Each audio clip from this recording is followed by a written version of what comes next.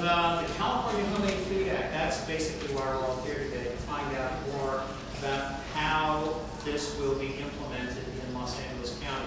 So what I'm going to do is talk for a few minutes about the development of the bill, and then we'll open it up to questions, essentially.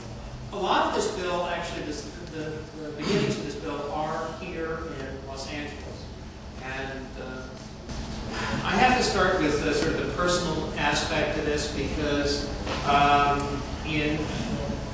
when was it? I guess in the fall of 2010, I got this strange notion. I don't know where I got it from, but I thought, look, I should be able to take the bread that I'm baking at my house and sell it in a couple of local shops here in Los Angeles. So I took some loaves around to some shop owners and I said, hey, look, can I sell my bread here? A lot of them said, no, you don't have any permits, you can't do it, but I found a couple who, and these representatives of the health department up here, so we'll just be right up front. Go ahead. It's all water under the bridge now, things have changed.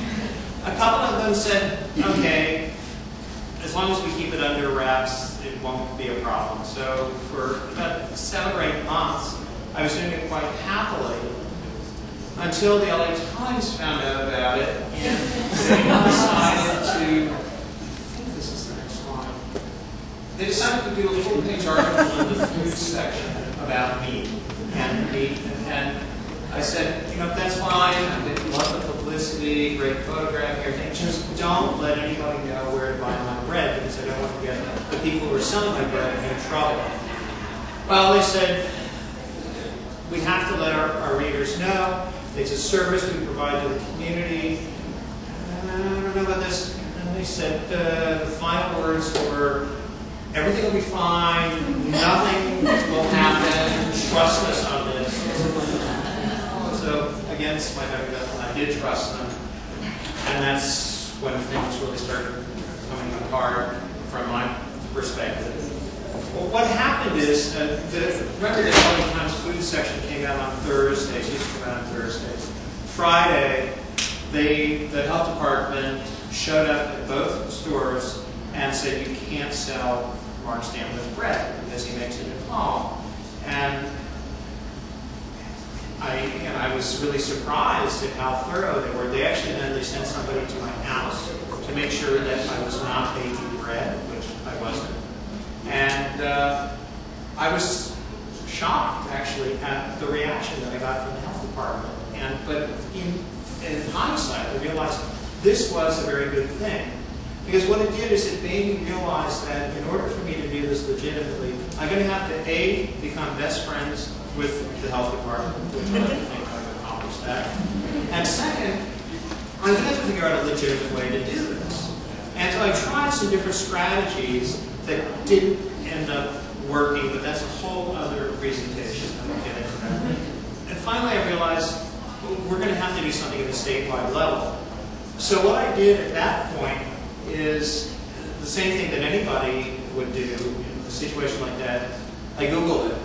And I looked for, basically selling homemade food in California. And nothing came up about selling homemade food in California, except there was like a couple of references to something called cottage food laws, which I'd never heard of before. And I said, well, what the heck is a cottage food law? So then I Googled cottage food law and found out that there were like 18 states in the union where it was completely legal to do what I had been doing. Just California wasn't one of those states. So then I Googled cottage food law California, and I got a hit on, very, very few hits, but I did get a hit on, this is the next one. Yeah, the Sustainable Economies Law Center. It's a group up in the Bay Area that had been interested in this issue as well. So I called them up, and I got Janelle on the phone. There she is. She runs CELP. She's a lawyer, and we chatted about this. We said, it looks like what we should be doing is writing a law. There should be a California law that says that people can do this at home, a cottage food law. She said, yeah, we need a cottage food law. So we were talking to each other, and I figured, look, they're lawyers. They know how to write laws. So I said, okay, write a law, just draft a law, and state law. We've never written state law before. Do you know how to write a state law? And I said, no, I'm a bread baker. I don't know how to write a state law. So we're kind of like, okay, what do we do now? And we said, well, let's go look at other states and see what their laws are like. And we found out that they varied wildly. I mean, there were some quite convoluted. Some of them had been on the books for a very long time. Oregon's, I think, had been around since 1978. It was really, really detailed. Ohio's had been on the books only for a couple of years, if that. And it was like 3/4 of a page long. So we saw that there was a lot of disparity here, but neither of us knew what would be right for California. And more importantly, we had no idea how to write and pass a piece of legislation. And so Janelle, I can't remember what the next slide is. Janelle put me in touch with one of the people who was working in her office, and I have to put a special shout out to Christina Oakfield, who at that point was an unpaid intern in the South office. And Janelle said, Christina, you're in charge of it now. And Christina just ran with it and said, okay, I'm doing this. I'm going to get it passed or whatever. But still, she didn't have any idea what to do. I didn't have any idea what to do. I was sitting at my word processor one day. The phone rang, and it was, I'm sorry. They came up with a logo. So believe it or not, AB1616 has its own logo. But getting back to the phone call, the phone rings, and it's, ta-da! Assemblyman Mike Gatto was on the phone calling me out of the blue. And he said, I heard you had some problems with the health department down here. I want to help. What can I do? And I said, why you should ask? You need California state law. Because apparently what I want to do is legal in at least 18 states, and I think it should be legal here in California. And he said, sounds great to me. Count me in. I'll put some staff on it. And he got me in touch with John and Taylor in his office. And these people jumped into it and wouldn't let go. So now we had Christina up in the Bay Area. We had those guys in Sacramento. The LA Bread Bakers were working on it down here in Los Angeles. So it truly was this group effort to get this law passed. One of the first things that I discovered, because I have to admit that in starting this whole process, I was doing it not exactly from a sense of personal vengeance or anything, but I thought, I got to come up with something that will just benefit me. So I can sell my bread at my local shop. That's what I want. We put the word out about this, seeking input from different homemade producers and bread bakers around the state, thinking, well, maybe somebody will respond here. We all of a sudden got these inquiries from people all over California who are interested in this. There are so many people out there who are making things at home and want to sell them. And it's just, I was flabbergasted, and I soon realized that this was well beyond me and my petty concern down here in Los Angeles. So that even if for some reason I would not be able to sell my bread at local shops, it didn't matter if the law passed and other people in the state could take advantage of it, so much the better. I mean, my work would be done. So with, what's going on next? Okay, here we go. This is just briefly the rundown of how this worked. So remember I was busted in June of 2011. In fall of 2011, we worked and we drafted a bill. We got it introduced in February of 2012. We worked all from February 2012 to August. I went up to Sacramento. I testified before committees. We organized it. And I thank everybody in this room who signed the petition and wrote the letters. It all worked. I mean, the people, the staffers up in Sacramento were coming up to us in the hall and saying, we've never had this kind of response to a bill. The phones were ringing off the hook. They finally just gave up and they started ignoring it all and they just didn't realize what kind of support legislation like this had in the state of California. And it wasn't just Los Angeles. It was coming from everywhere. And it was really gratifying. I don't recommend a life in Sacramento. If you're going up there 3 or 4 times over the course of the there. It's a windowless building, people running through the halls for 30-second meetings. It's terrible, but that's how you get legislation passed. That's what these people do all day. So I admire them, but I'm never going to be part of it. So August, the bill gets passed. Jerry Brown signs it into law in September. The law goes into effect as of January last Tuesday. Technically, it went into effect. But what it means is statewide, it goes into effect, but it's going to be implemented on a county-by-county basis. So some counties have their act together, police report like Los Angeles County, and it is implemented here. You can go out and get your own permit right now. And we'll talk about that in a second. Here is the website for the LA County Department of Environmental Health. You go to the site. Is it up there? Well, it's up there. And also, if you need any of this information, we'll put it all up on the LA Bread Bakers. We have a meetup group, and that's basically what LA Bread Bakers is. We're a meetup group. We have over 500 meetup members. If you need any of your questions answered officially, and this is where you go to actually start the process of getting your permit. It's all done online, and how about it? There it is. Let's see. We also, there is, on Facebook, there is a Facebook group.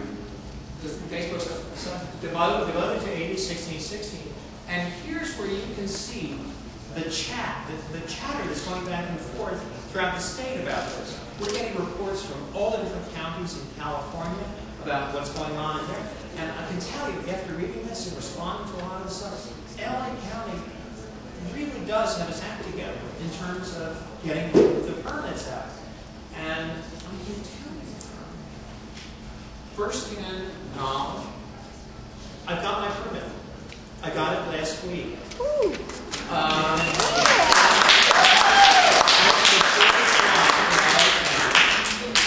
And I filled out the paperwork. I sent it in with these are my labels. And you can see it has all the requirements. This is what you need to have.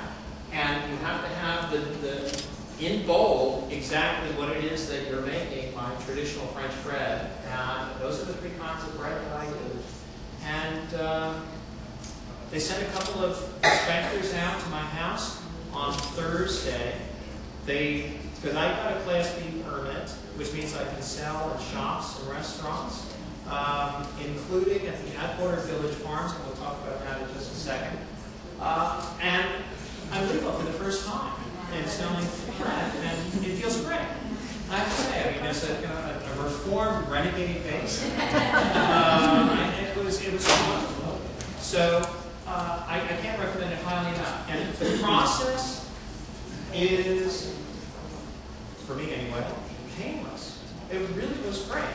The guys, there was a family woman, I don't know if they're going to do it in pairs, but this was sort of a training thing for them. So they came to my house, they looked at the kitchen, I made sure it was nice and clean, which I highly recommend, and they asked me, some common sense questions about what I do and everything that was there, and they looked wherever they wanted to look and did whatever they wanted to do. And then they said, here you go. You just said, here are your labels, everything looks fine. And that's it.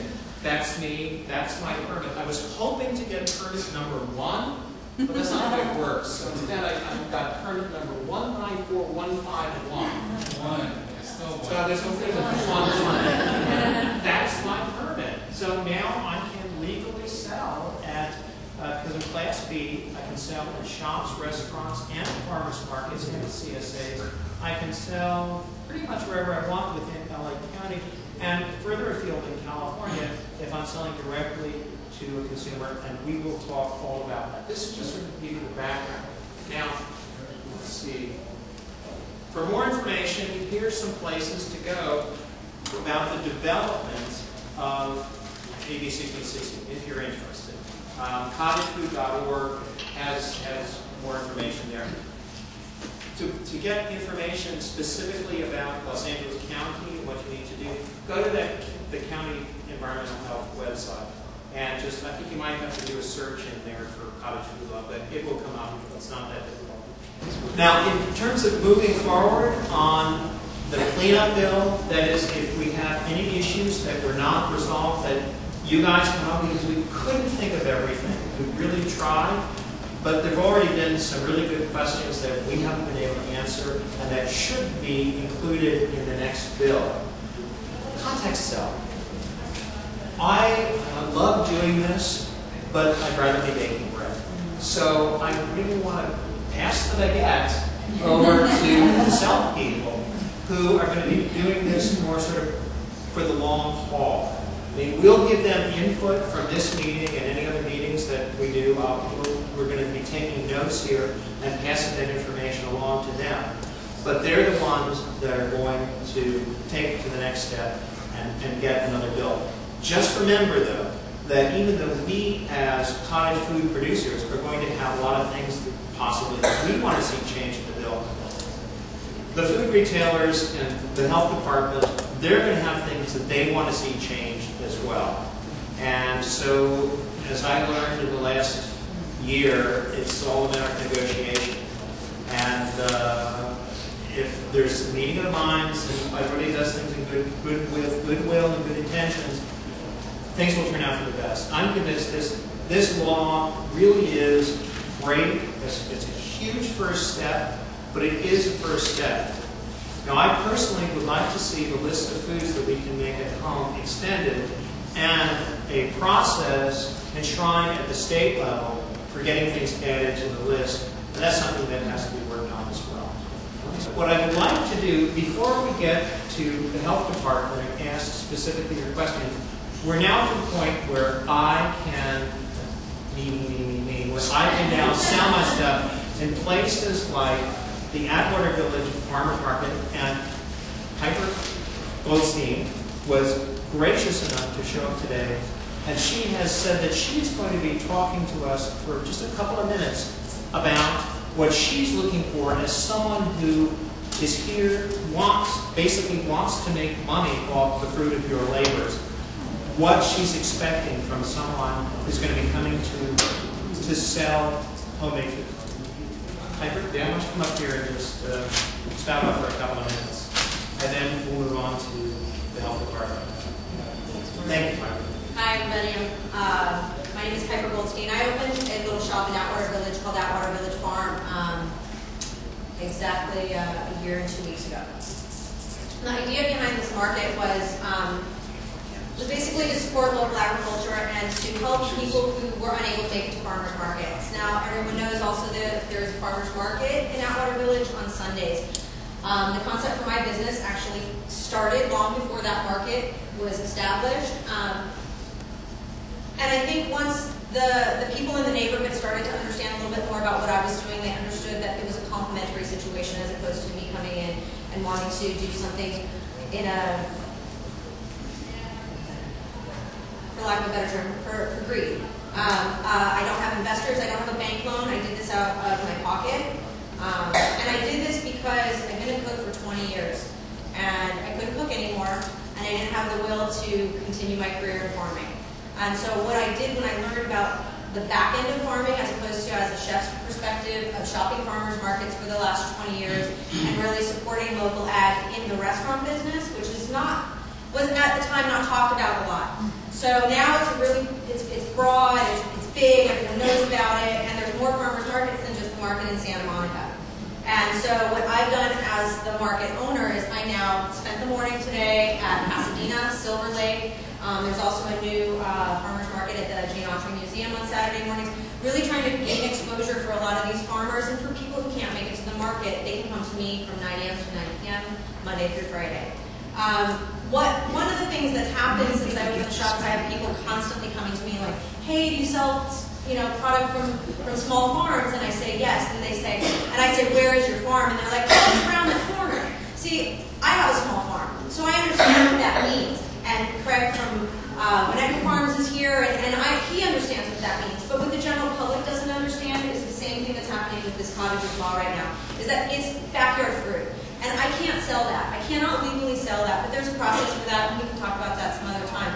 But basically, it's a simple phone call and a simple visit to a website, and it's the Department of Agriculture. So now that we have the cottager law, I have people that are coming to me and have been coming to me for the last 15 months or so, asking me if I would be willing to sell their products in my shop. Of course, that's what I opened my shop for. I mean, the Two Chicks with Knives have been in many pop-up shops that we've done, and we've sold their products happily, but they're in the certified kitchen. So there's a couple of different things that are going to end up happening. I'm only one person. There's 5 of us that run my shop 7 days a week. That's a lot of stuff to do and a very, very small amount of people to do it. But I'm getting a lot of calls. And so there's certain things that I'm looking for, not because I'm looking for them, but what the public is asking me for. Hot sauce, crackers.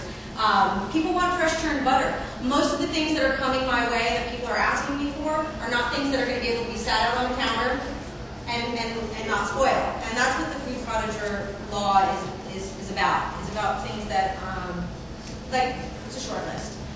So, you know, I'm open to what other people have suggested to me, and I'm open to hearing from all of you as to what products you want to be making and what products you are making. And I'm willing to sell. There is a lot more to this than just making things from home. And there's some legalities to it on my end. I am insured and I am a retail location, but that means that if I'm buying product from you, that you have to be a business.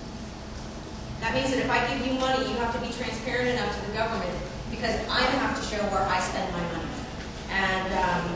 And that's a part that people aren't recognizing. And I think in the Cottager Act there is some information about how much money you're legally allowed to earn doing this. And I think it's important that people understand how much you're allowed to earn under this act, because outside of that, you are a full-fledged business. And on my end, what that's going to continue forever. Hi, nice to see you. It's important that we all uphold a certain element of this legality, because I'm not going to lose my shop that I slaved over and that I worked so hard for because someone forgot to cross their T and dot their I. So that's my job, and I really do enforce it, and I make sure that all my paperwork's in order and everyone has a file. I do sell some fruit, some backyard fruit, and these people have their certificates and they're stamped and they're regulated, and I don't give them money. I give them store credit, because I'm not going to get them into a tax infringement situation, and I have to show where I spend my money. So, in a nutshell, that's it. I'll be here afterwards with some business cards if anybody has any questions for me. Before we get to the health department, I'm sure people understand we have a representative from somebody from my CATO's office, and I want to just give Eric a round of applause. Leadership on this issue, it just never would have happened. From all of us home food producers, we really want you to take with you to us at Mercado our very, very best wishes and sincere thanks. Thank you. And I just wanted to come say hello and the Stambler wishes you all well, and achieving what you guys are here for, to get license and permits for selling cottage food at your home to whomever you would love your delicacy. So this was something that couldn't be done without you, but the assembly member really couldn't do without you.